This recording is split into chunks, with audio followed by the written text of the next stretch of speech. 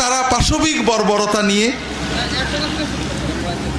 মুসলমানদের দেশগুলো আক্রমণ করে। তখন মুসলমানদের রাজনৈতিক ঐক্য ছিল না, ছোট ছোট রাষ্ট্রে বিভক্ত ছিল, যে কারণে দ্রুত একের পর এক দেশের পতন হতে লাগলো। বর্তমান সিরিয়া, ইরাক এবং মিশর, ফিলিস্তিন, জর্ডান, এইসব এলাকার, লেবানন, অধিকাংশ এলাকা খ্রিস্টানরা দখল করে নিলেন। সেখানে খ্রিস্টান রাষ্ট্র প্রতিষ্ঠা হলো। শাসক খ্রিস্টান, বাদশাহ খ্রিস্টান, মন্ত্রী খ্রিস্টান, সৈন্য খ্রিস্টান, জনগণ যারা বেঁচে আছে মুসলমান। খ্রিস্টানরা মহা সমারোহে 25শে ডিসেম্বর ঈদে মিলাদ পালন করত। মুসলমানরা দেখে নাকশিট, কি পাগল, এই আবার করে নাকি?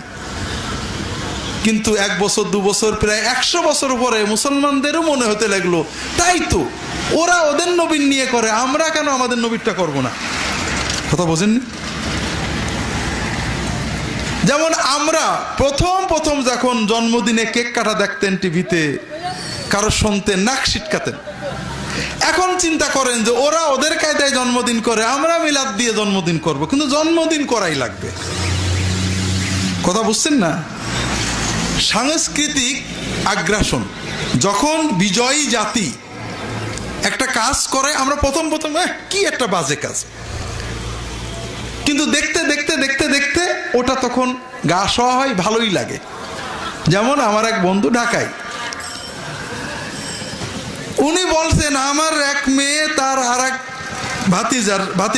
মানে 2 মেয়ে একজনকে চল পূজা করি, পূজা করবে। তো পূজা শিখলো কোথা থেকে? হ্যাঁ, ওই দেখতে দেখতেও পূজা কাজটাকে খুব ভালোই মনে করে। বাপ মোল্লা হতে, নামাজ হতে, আর নামাজের সাথে পূজার কোনো কন্ট্রাডিকশন আছে এটাই সে আর বোঝে না।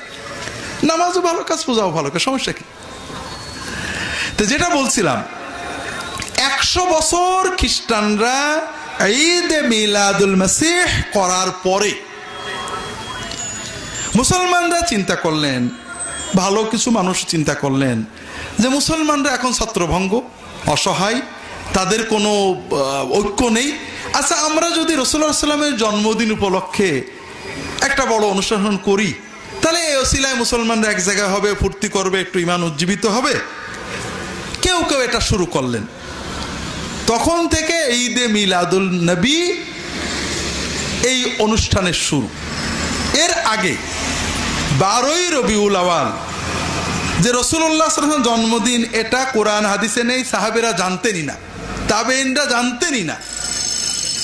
আমি আপনাদের আজকে রবিউল আওয়ালেরই ওয়াজ করব যদি আল্লাহ তৌফিক দেন। রবিউল আওয়াল মাসের 12 তারিখে রাসূলুল্লাহ সাল্লাল্লাহু আলাইহি ওয়াসাল্লাম ইন্তেকাল করেছেন, তার মৃত্যু হয়েছে, এটা মোটামুটি সহিহ প্রমাণিত। রবিউল আওয়াল মাসের 12 তারিখে রাসূলুল্লাহ সাল্লাল্লাহু আলাইহি ওয়াসাল্লাম হিজরত করে মদিনায় পৌঁছান, এটাও মোটামুটি প্রমাণিত। কিন্তু রাসূলুল্লাহ সাল্লাল্লাহু আলাইহি ওয়াসাল্লাম রবিউল আওয়াল মাসের 12 তারিখে জন্মগ্রহণ করেন, এটা একেবারেই অপ্রমাণিত তথ্য, কোথাও নেই, অর্থাৎ কোরআন হাদিসে নেই। পরবর্তী 300-400 বছর পরে ঐতিহাসিকরা লিখেছেন। অনেকগুলো মত আছে, কেউ বলেছেন রবিউল আওয়াল মাস, রবিউল সানি মাস, রমজান মাস, জিলহজ মাস, তারিখ কেউ বলেছেন 2, কেউ বলেছেন 8, কেউ বলেছেন 9, কেউ বলেছেন 12, বিভিন্ন মত আছে। কারণটা কি? কারণ মুসলমান, আগেই বলেছি, ভক্তি ধর্ম আর কর্ম ধর্মের ভিতরে পার্থক্য আছে। বছরে একবার অনুষ্ঠান করা হলো ভক্তি ধর্ম, সারা বছর যা করো করো, বছরে একবার অনুষ্ঠান করো, তাহলে কি হবে? তুমি গুনাহগার সব মাফ হয়ে যাবে। এটা সহজ, এতে আরো সুবিধা আছে। আমরা ঈদে মিলাদুন নবী নামে বিশাল আয়োজন করলাম, জশ্নে জুলুস হলো, আমি বসে আছি বিশাল কুরসিতে, হাজার হাজার মানুষ আমাকে হাতে টাকা পয়সা দেয় না? টাকা পয়সাগুলো তো সব মদিনায় চলে যায়, ঠিক না? কোথায় যায়? ঠিক আছে না? হুজুরের লাভ আছে না? হুজুরের লাভ, আপনাদেরও লাভ। আপনাদের বছরে একদিন চরকা কেটে স্বদেশী হয়ে গেলেন, বোঝেননি।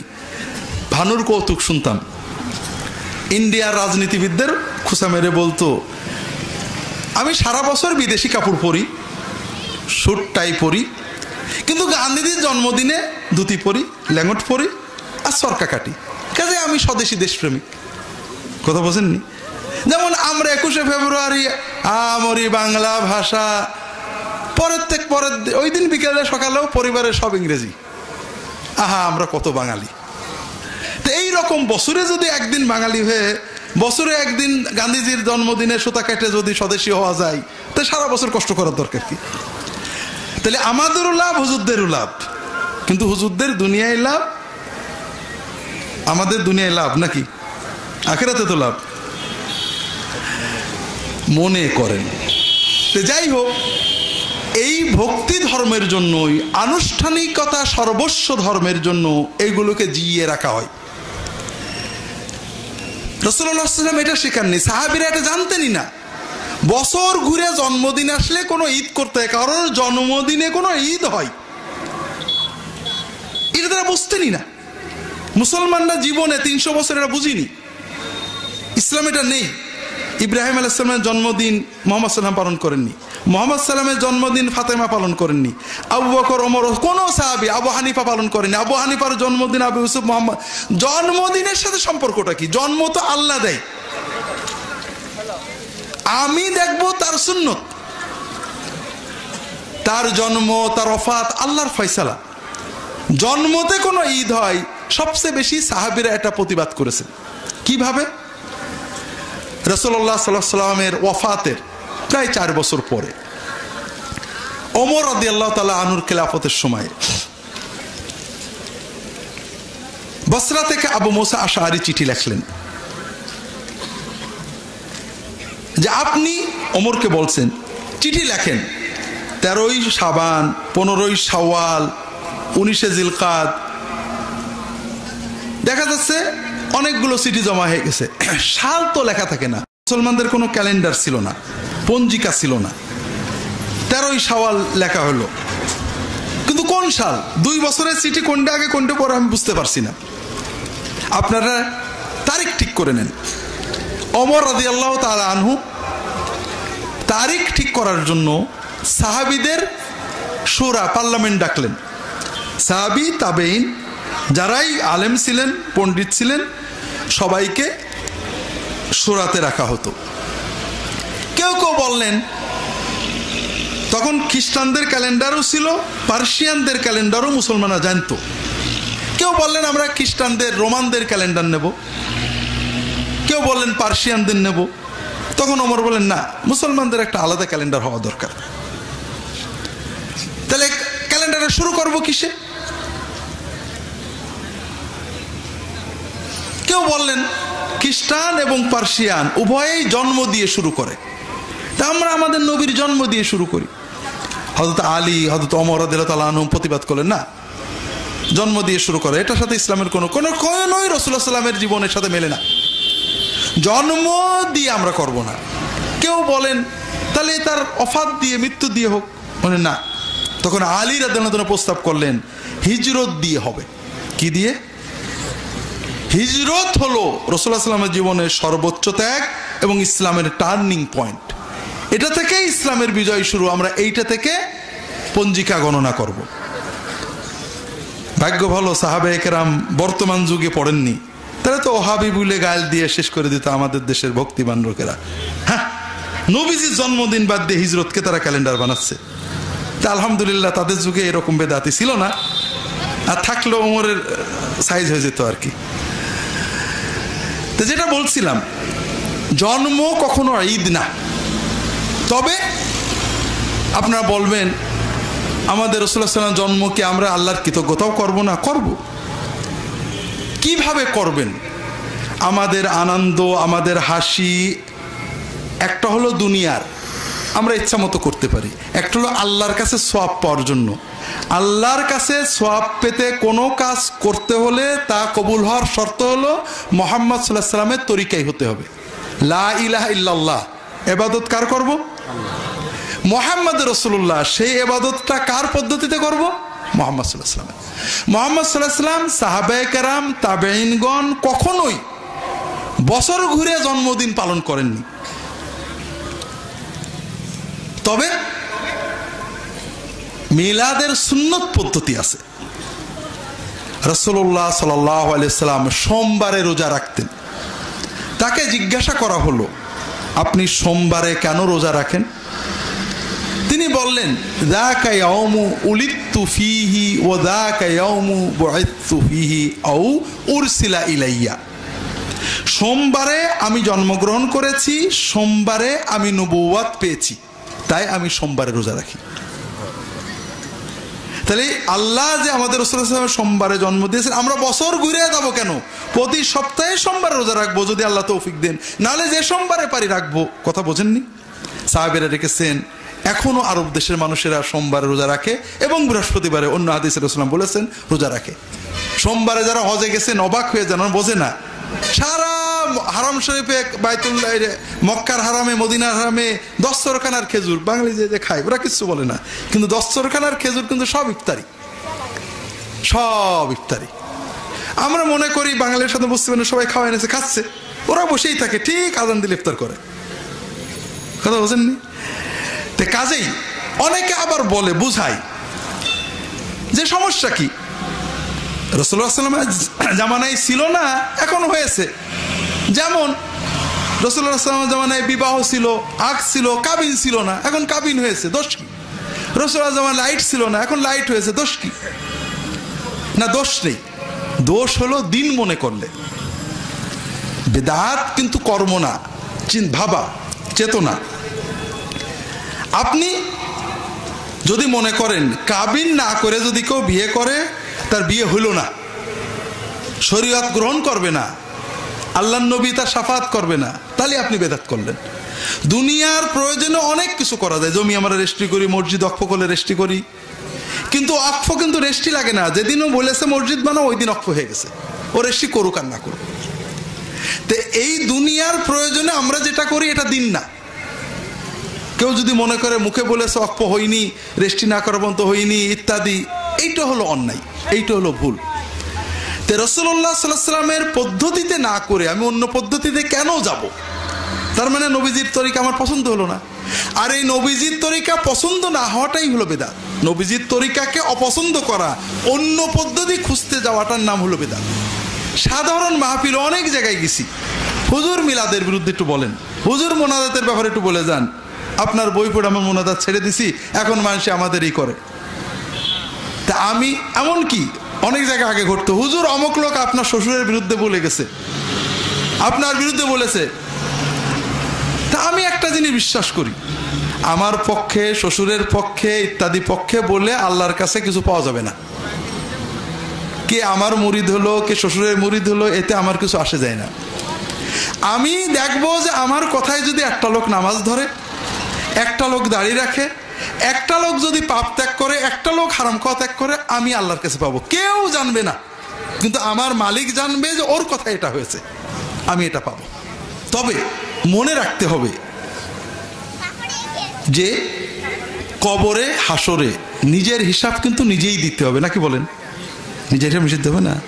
কাজে মানুষের কথা না শুনে আসেন না, আমরা সবাই দিন একটু শিখি, একটু কোরআন পড়ি, একটু হাদিস পড়ি। আলেমরা কিছু বললে বুঝার চেষ্টা করলো, হুজুর আপনি বললেন এটা কোন হাদিস আছে, কিতাবটা আমার দেখান, আমি একটু বুঝি। ভাইরা, আপনারা এত বোঝেন, ডাক্তার, উকিল সব বোঝেন, আর নিজের ইমানের কথাটা একটু বুঝে নেবেন না?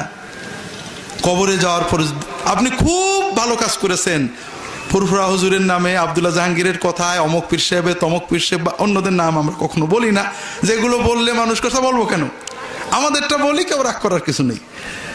কারোর কথায় আপনি অনেক কাজ করেছেন, মিলাদ করেছেন, কিয়াম করেছেন, দোয়া পড়েছেন, জিকির করেছেন, মনে করেছেন যে আপনি কবরে যেয়ে জান্নাত রেডি। কবরে যেয়ে দেখলেন যে ফেরেশতারা দুর্মুষ নিয়ে হাজির, আপনার এগুলো কবুল হয়নি, এটা নষ্ট, ঠিক না। তখন আপনি বললেন, একটু আমরা চিন্তা করি, মনে করি, আমি বললাম যে আল্লাহ আমার কোনো দোষ নেই, এই আব্দুল্লাহ জাহাঙ্গীরের কথা মোটা করছিলাম, তুমি তার ডেকে নিয়ে এসো। আনবে তো ফেরেশতারা? আনবে তো?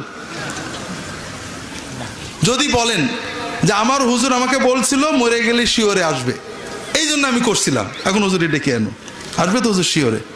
হ্যাঁ, তার কবর কি অবস্থা আল্লাহ ভালো জানে। ভাইরা, মিথ্যা প্রতারণা দিয়ে দেশটাকে ধ্বংস করা হয়েছে। সহিহ বুখারীর হাদিস, মুহাম্মদ রাসূলুল্লাহ সাল্লাল্লাহু আলাইহি ওয়াসাল্লাম তার মেয়ে ফাতেমাকে বলছে, ইয়া ফাতেমা সালিনি মা শিতি আনকিদি নাফসাকি মিনান নার ফাইন্নী লা উগনি আনকি শাইয়া মিনাল্লাহি শাইয়া। তুমি আমল করে তোমাকে বাঁচতে হবে, আমি কিন্তু তোমার কিছু করে দিতে পারবো না। মুহাম্মদ রাসূলুল্লাহ সাল্লাল্লাহু আলাইহি ওয়াসাল্লাম তার সাহাবীকে বলছেন, তার সাহাবী, তার মুরিদ, বিশ্বের সব পীরের সেরা পীর, সব মুরিদের সেরা মুরিদকে বলছেন, বুখারী শরীফের হাদিস, যাকাতের নসিহত করে যে যদি কিয়ামত তোমরা ঠিক মতো যাকাত আদায় না করো, কিয়ামতের দিন ওই যাকাতের মাল সাপ হয়ে তোমাকে কামড়াবে, আর তুমি আমাকে দেখে ডাকবে, ইয়া মুহাম্মদ আনকিযনি, ইয়া রাসূলুল্লাহ আনকিযনি, ইয়া রাসূলুল্লাহ আমাকে তরান, আমি মরে গেলাম, আমাকে একটু বাঁচান। সেদিন আমি বলবো, লা উগনি আনকা শাইয়ান কাদ বাল্লাগতুক, আমি তোমার কিচ্ছু করতে পারবো না, তোমাকে তুমি বলে দিছিলাম। কথা বোঝেননি? এ কথা বলছেন সব পীরের বড় পীর, সব নবীর বড় নবী, সব মুরিদের বড় বড় সাহাবায়ে কেরামকে। আর আপনি কল্পনা করলেন আপনার পীর শিওরে দাঁড়াবে, তা হলো পীর সাহেব আসলো না, আব্দুল্লাহ জাহাঙ্গীরও গেল না। এবার আপনি বললেন ফেরেশতাদের যে আসলে আমি বুঝতে পারছি আমি ভুলই করছি, নিজে একটু যাচাই বাছাই না করে আল্লাহ 70 বছর 80 বছরের জীবন দিছিল, ইচ্ছা করলে 10টা বই পড়তে পারতাম, কোরআনটা পড়তে পারতাম, কত সময় রাজনীতি করে নষ্ট করেছি, গল্প গুজব করে, আসলে হুজুরদের কথার উপরে নির্ভর করে ভুলই করছি। তো এই ভুল আমি এখন বুঝলাম, একটা চান্স আমার দাও, তোমরা আমার এবার দুনিয়ায় পাঠাও, এইবার আর না পড়ে কিছু করবো না। পাঠিয়ে তো দেবে নাকি বলেন? হ্যাঁ, আল্লাহ তো বলেছেন কোরআনে, বয়স তো দিছিলাম, বুঝলে তো বুঝতেই পারতে। কথা বোঝেননি তো ভাইরা? এই জন্য জীবন একটাই, যখন চলে যাব আর ব্যাক করা যাবে না। কাজেই একটু পড়েন, একটু বোঝেন, হৃদয়ে আল্লাহ ছাড়া আর কারোর কোনো ভক্তি ভরসা নির্ভরতা রাখবো না, সামনে মুহাম্মদ সাল্লাল্লাহু আলাইহি ওয়াসাল্লাম ছাড়া কোনো নিরিখ রাখবো না, তাকেই চিন্তা করব, তার অনুসরণের চেষ্টা করব, পড়বো, বসবো, আলেমের কাছে যাব, পীরের কাছে যাব। কি জন্য? পীরের তরিকার জন্য না, মুহাম্মদ রাসূলুল্লাহ সাল্লাল্লাহু আলাইহি ওয়াসাল্লাম তরিকা বুঝতে। সব ঠিক, সব হুজুর ভালো, কোনো ঝগড়া না। আমি মানুষ, হুজুর আমার শুধু বলেন যে রাসূলুল্লাহ সাল্লাল্লাহু আলাইহি ওয়াসাল্লাম কি কায়দায় মিলাদ করেছেন, কি কায়দায় জিকির করেছেন, কি কায়দায় শবে বরাত করেছেন, সব ভালো হুজুর, আপনারা সব করেন, আপনারা কোনো অসুবিধা নেই। আমি গুনাহগার নাদান মানুষ, আমি বড় ভয় পাই, আমি নবীজির কায়দায় চলতে চাই।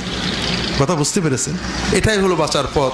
ভাইরা, রবিউল আওয়ালের ওয়াজ করব, তবে সবচেয়ে বড় জরুরি বিষয় হলো ভাইরা, সব ওয়াজ শুনবো, বলবো হুজুর ভালোই বলেছে, অথবা বলবো হুজুর খারাপ বলেছে, যাই বলেন না কেন, এখন অথবা তখন এক সময় আমাদেরকে টুপ করে আল্লাহ তাআলার কাছে চলে যেতে হবে, ঠিক না?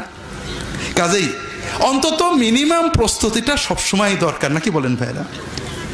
এজন্য আল্লাহর দিন খুব সহজ, আপনাদের অনেক বলছি ভাইরা, আল্লাহর চেয়ে প্রিয় কেউ নেই, আর আল্লাহর চেয়ে সহজে কেউ খুশি হয় না।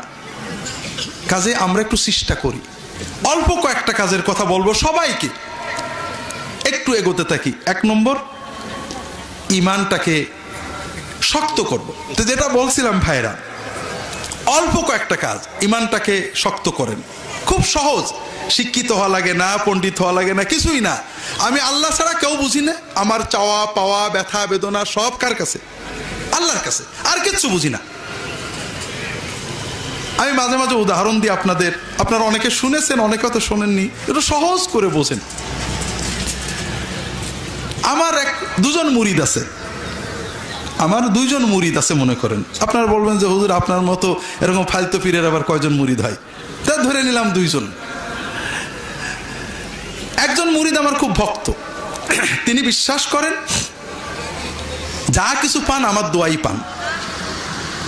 যখন তার কোনো নিয়ামত আসে, ভালো আসে, কল্যাণ আসে, উপকার হয়, ব্যবসায় একটু বরকত হয়, ছেলেটা পাস করে, ভালো চাকরি হয়, আলহামদুলিল্লাহ হুজুরের দোয়ায় আল্লাহ দিয়েছে।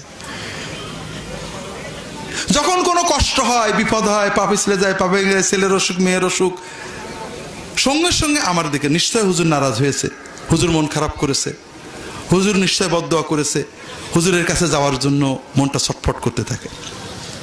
আর একজন মুরিদ আছে, সে আবার এইরকম না, একটু বেয়াড়া বেয়াড়া বেকা বেকা।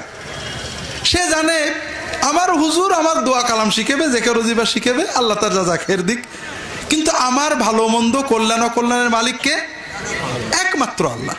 সে যখনই কোনো ভালো পায় তখনই আল্লাহ, আল্লাহ আমার যোগ্যতা ছিল না, তুমি দয়া করে দিয়েছো, আল্লাহ তোমার শুকরিয়া। যখনই কোনো কষ্ট হয়, আল্লাহ আমি গুনাহগার, অন্যায়, তুমি দিয়েছো, আল্লাহ কষ্ট দূর করে দাও। প্রথম মুরিদের অন্তরটা কার সাথে থাকে? আর দ্বিতীয় মুরিদের অন্তরটা আল্লাহর সাথে। তাহলে আল্লাহর বেলায়েত কে পাবে? কে পাবে ভাই? প্রথমটা কিন্তু মুশরিক। আল্লাহকে যেখানে বসাতে হয় সেখানে আমাকে বসিয়ে দিয়েছে। কথা বুঝেননি? কাজেই আমরা আলেম ওলামা পীর মাশায়েখ সবাইকে ভালোবাসবো, শ্রদ্ধা করব, দোয়া চাইবো, কাছে যাইবো, কিন্তু আমার হৃদয়ের চাওয়া পাওয়া, আশা ভরসা, নির্ভরতা, ব্যথা বেদনা সবকিছু একমাত্র কাকে নিয়ে? আল্লাহকে। আর আমার আদর্শ মডেল, অনুকরণ, প্রেরণা, চেতনা সবকিছু মুহাম্মদ সাল্লাল্লাহু আলাইহি ওয়াসাল্লামকে নিয়ে। এটা হলো ঈমান। এটা সবচেয়ে সহজ, সবচেয়ে নির্ভুল এবং মনের জন্য সবচেয়ে আনন্দদায়ক। দ্বিতীয়ত, নামাজটা পড়বেন সবাই। নামাজে কোনো অবহেলা, নামাজ জীবনের সাথে ওতপ্রোতভাবে জড়িত। যেমন খাওয়া। আমার কাছে ঝিনাইদহের একটা ছেলে মুসলমান হতে গেছে, ওর দুই বন্ধু MM কলেজে পড়ে, নিয়ে গেছে। কেন মুসলমান হবে? বলে স্যার আমার আব্বা মারা গেছে কয়েক মাস আগে, বেশ কিছু মাস আগে, তা আমাদের ধর্ম অনুযায়ী বাবাকে শ্মশানে নেওয়া হলো। বাবার নিচেই কাঠ, উপরে কাঠ, উপরে যখন কাঠ দেওয়া হলো আমার খুব কষ্ট লাগছিল। নিশ্চয়ই বাবার কষ্ট হচ্ছে যে বাবা কালকেও আদর করছি, বুকে জড়াইছি, সেই বাবার বুকের উপরে কাঠ চাপাচ্ছে, কত না কষ্ট হচ্ছে। মুসলমানরা কত সুন্দর করে আদর করে নরম করে নিয়ে কবরে দিয়ে আসে, আমার খুব খারাপ লাগছিল। এরপরে বাবার গায়ে যখন আগুন দেওয়া হলো, আগুন পাওয়ার পরে মরা লাশও কিন্তু হাত পা খিচে ওঠে। তা আমার বাবার পাটা খুঁচে উঠলো। তখন কিছু লোক বললো গোবিন্দ লাফাচ্ছে, বলে কাঠ নিয়ে বাড়ি মেরে বাবার পাটা ভেঙে দিল। তা আমি অসুস্থ হয়ে পড়লাম। যে মানুষ মারা গেছে তাই বলে এরকম অত্যাচার? তা আমি আমার গোসাইদেরকে দীর্ঘদিন জিজ্ঞাসা করলাম যে আমাদের ধর্মে কোথায় আছে লাশ পোড়াতে হবে? তাদের একই কথা যুগ যুগ ধরে করা হচ্ছে, কোনো ধর্মীয় গ্রন্থের উদ্ধৃতি দিতে পারে না। আমি বললাম যে মুসলমানদের বাবাটা মারা গেলে, দাদাটা মারা গেলে অন্তত জানে যেখানে কবর আছে, যে দাঁড়ায় থাকতে পারে, দোয়া করতে পারে। আমার বাবা মরে গেল, পানিতে তোমরা ছাইটা ফেলে দিলে, জীবনে তার কিছুই স্মৃতি থাকলো না, একটু পাশে যেয়ে দাঁড়াবো, এটা কোন কেতাবে তোমাদের আছে? কেউ বলতে পারে না। তো সেখান থেকে আমার খুব কষ্ট যে অন্তত বাপের মরা লাশটাকে যে সম্মান করে আমি রেখে আসবো, এই সুযোগ যেখানে নেই, আমার কষ্ট হয়। আমি মুসলমান হব চিন্তা করছি, পড়ছি। তো একটা প্রশ্ন করতে আসছি, পুরো মুসলমান না হয় কি নামাজ পড়া যায়? তাই বললাম যে বাবা তোমার প্রশ্নটা ঘুরতে হবে, নামাজ না পড়ে কি মুসলমান হওয়া যায়? কেউ যদি প্রশ্ন করে পুরো সুস্থ না হয়ে কি খাবার খাওয়া যায়, এরকম প্রশ্ন যদি কেউ করে, তাকে কি বলবেন? খাবার না খেয়ে সুস্থ হবেন কি করে? কাজে আমাদের অনেকে বলে মন ভালো হলে নামাজ পড়তে হবে। আরে বাবা, নামাজে মন ভালো হবে কি করে? কেউ বলে আমি এখন মারেফতে চলে গেছি, নামাজ লাগবে না। কেউ কি আছে বলে আমি এখন সুস্থ হয়ে গেছি, আর খাবো না, আছে নাকি? আপনি যখন থেকে খাওয়া বলতেন অসুস্থ হয়ে যাবেন তো। কাজেই আমাদের আত্মার খোরাক, রুহের খোরাক, ইমানের খোরাক নামাজ। আল্লাহর সাথে আমার ডাইরেক্ট সম্পর্ক। যা পারি, আমি পারি না পারি, কিচ্ছু পারি না, আমার মালিক আমাকে জানে যে আমি পারি না, আমি মালিকের সামনে দাঁড়াবো। কিচ্ছু জানি না, আমি এখন এই আজকে নিয়ত করলাম এক ওয়াক্ত নামাজ ছাড়বো না। নামাজ তো সহজ, 10 মিনিটও লাগে না, 5 মিনিটও লাগে না। আমি আল্লাহর সামনে দাঁড়াবো, কিছু না পারলে চুপ করে দাঁড়িয়ে থাকবো, আল্লাহ আকবার বলবো, রুকু সেজদা করবো, ওতেই আমি নামাজের 16 আনা সওয়াব পেয়ে যাবো। পাশাপাশি শিখতে থাকবো। বিশেষ করে আমরা যারা বুড়ো হয়ে গেছি, শেখার সময় কম, যুবকদেরকে বলবো জীবন সামনে কঠিন। জীবন যাতে কত কঠিন আমরা দেখি। আল্লাহ রসুল সাল্লাল্লাহু আলাইহি ওয়াসাল্লাম একটা দোয়া আছে, আল্লাহুম্মা জাল খায়রা উমরি আখিরাহু ওয়া খায়রা আমালি খাওয়াতিমাহু ওয়া খায়রা আইয়ামি ইয়াউমা আলকাক। আল্লাহ, আমার জীবনের শেষ অংশটাকে তুমি শ্রেষ্ঠ অংশ করবে। প্রথম জীবনে জওয়ান বয়সে যাই কষ্ট করি, শেষ জীবনটা যেন সবচেয়ে ভালো হয়। আল্লাহ, আমার সকল কর্মের শেষ অংশটা শ্রেষ্ঠ অংশ করবে, আর আমার জীবনের শ্রেষ্ঠ দিন করবে সেই দিন যেদিন তোমার সাথে আমার দেখা হবে। কারণ জীবনের প্রথম দিক যখন আমরা সুস্থ থাকি, সবল থাকে, শক্তি থাকে, এটা খুব সহজ, কষ্ট কম হয়, কষ্ট সহ্য করার শক্তি আমাদের থাকে। কিন্তু শেষ জীবনে দুর্বল হয়ে যাব, বৃদ্ধ হয়ে যাব, কখন কোন বিপদ আসে জানি না, ছেলে মেয়ে স্ত্রী সুস্থতা অসুস্থতা, এই কঠিন জীবনে আল্লাহর রহমতের সাথে জুড়ে থাকতে, জীবনের শেষ মুহূর্ত পর্যন্ত জীবনটাকে আনন্দময় উপভোগ্য করতে, সেই অনন্ত জীবনে আল্লাহর রহমত নিয়ামত পেতে নামাজের কোনো বিকল্প নেই। যুবকদের বলবো, নামাজটাকে প্রাণবন্ত করো, নামাজটাকে একটু সুন্দর করে আবেগ দিয়ে পড়ো। আমি সৌদি আরবে দেখছি অনেক যুবক আছে ইপ্পি চুল উল্টে আবার বেঁধে দিয়েছে। আমাদের দেশের মানুষ দেখলে তো নাক ছিটকাবেই, আরবের মানুষরাও নাক ছিটকায়। 3 কোয়ার্টার পরে আছে, জিন্স গেঞ্জি পরে আছে, কিন্তু তারাবির নামাজে ইমাম সাহেবের পিছনে কাঁদছে, কোরআন শুনে কাঁদছে, দোয়া শুনে কাঁদছে। নামাজটাকে জীবন্ত করতে হবে। কিভাবে? নামাজের ভিতরে যেগুলো আমরা পড়ি এর অর্থগুলো শিখে নেবে। যা পড়বে অল্টারনেট করে পড়বে, একটু বুঝে বুঝে আল্লাহর সাথে মন দিয়ে কথা বলবে। জীবনে যা চাওয়ার দরকার হয় নামাজের সেজদায় আল্লাহর কাছে চাইবে। যত ব্যথা, যত বেদনা, যত চাওয়া আল্লাহর কাছে সেজদায় যেয়ে যাবে।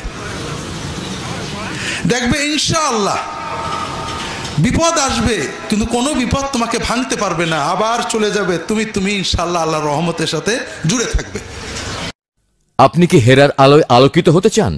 আপনি কি সুন্নাহর আলোকে জীবন গড়তে চান? প্রফেসর ডক্টর খন্দকার আব্দুল্লাহ জাহাঙ্গীর রচিত কোরআন সুন্নাহ ভিত্তিক জীবন ঘনিষ্ঠ বইগুলো পড়ুন, সুন্দর জীবন গড়ুন।